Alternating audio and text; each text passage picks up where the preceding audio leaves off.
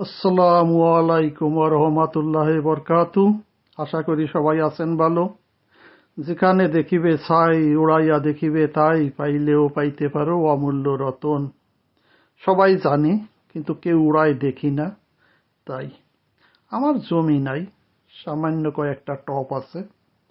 সেই টবের ভিতর বিভিন্ন সময় বিভিন্ন সবজি চাষ করি, তাই আপনাদের আবার মাঝে মধ্যে দেখাই, কারণ আমার ভালো লাগে। খালি যে আনন্দ ফুর্তি করি তা না, সঙ্গে সঙ্গে ঘর সংসারে কাজেও লাগে। কয়েকটা টব আছে, সেই টব কটা রেডি করে বাজার থেকে শাক কিনে আনছি। সেই শাক আবার কাটিয়ে খাইছি শাক, এবং বীজকে আবার রোপণ করেছি। মাঝে মাঝে উঠায় উঠায় খাই, এবং শেষ পর্যন্ত সুন্দর পেঁয়াজও পাওয়া যায়।